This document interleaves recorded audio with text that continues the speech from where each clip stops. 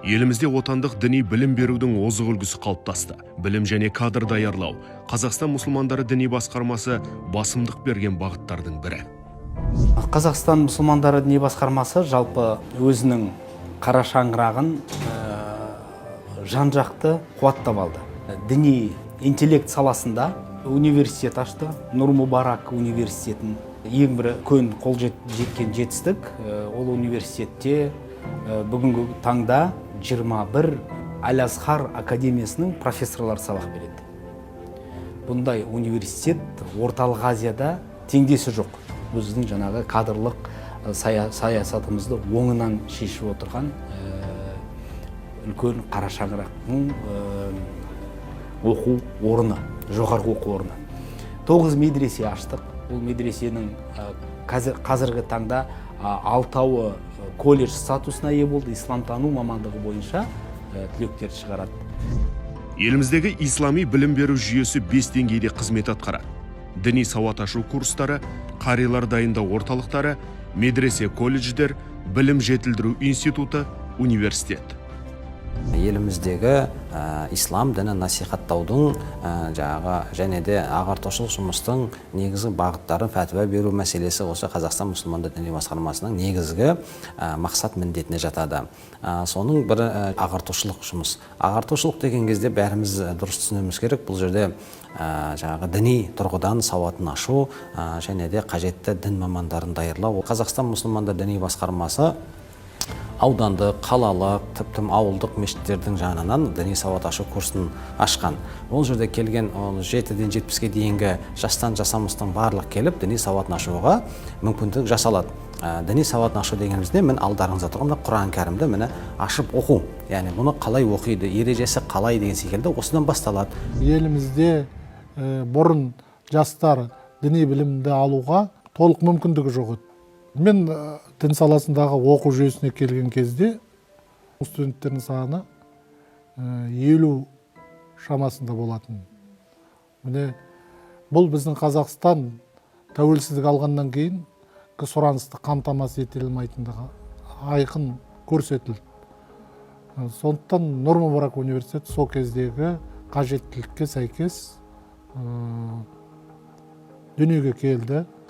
Нұр-Мүбарак университеті жоғарғы оқу ретінде өзінің міндетін атқара алды.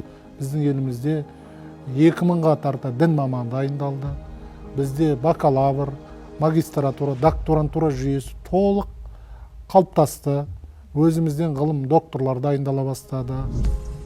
Нұр-Мүбарак Египет Ислам мәдениеті университеті елімізде ислами бағытта білім беретін жоғары оқу орны. Университет тек Қазақстанда ғана емес, тұтас орталық Азияда белді оқу ордасына айналды. Нұр-Мүбарак университетінің өзі бұл үлкен стратегиялық қадам. Исламтану бағыты бойынша бізде Египет Араб Республикасымен бірге үкіметаралық келісім негізінде ашылғандықтан бізде мысырлық 20 ғылым докторлар сабақ береді.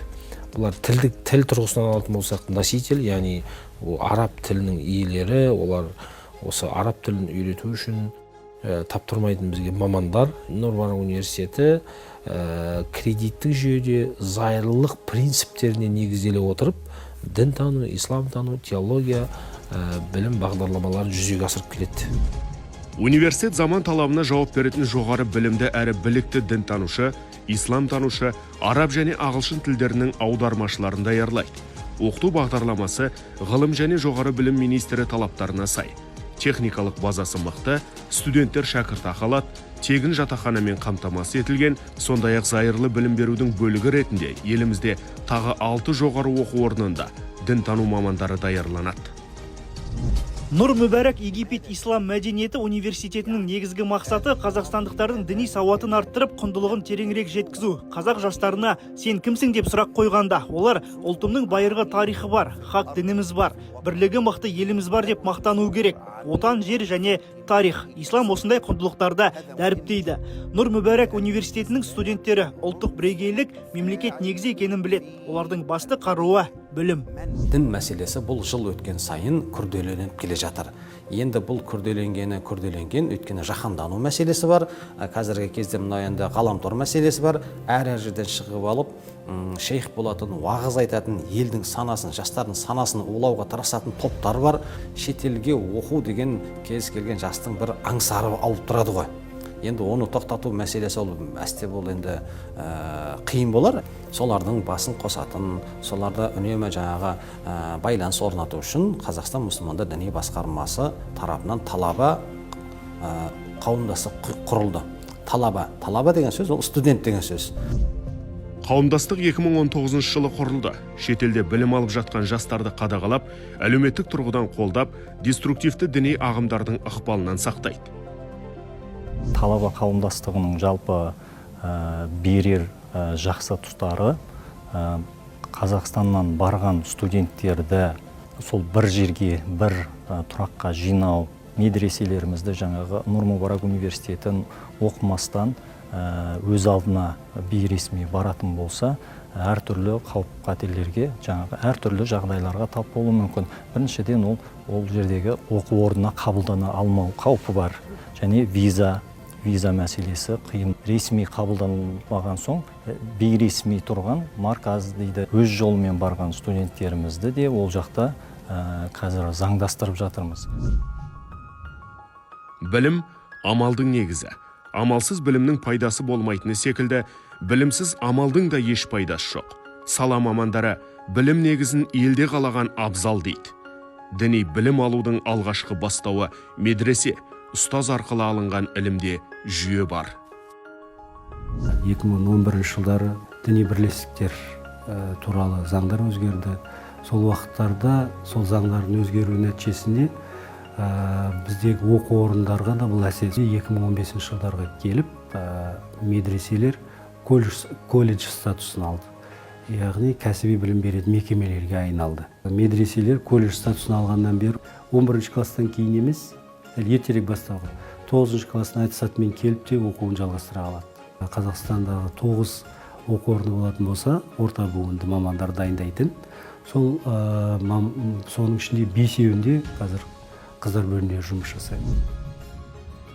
Оқытылатын оқулықтар, әдебиеттер мен оқу бағдарламасын мүфтият бекітеді. Олар Ханафи мазхабының ұстанымдарымен толық сәйкес келеді деп құпталған.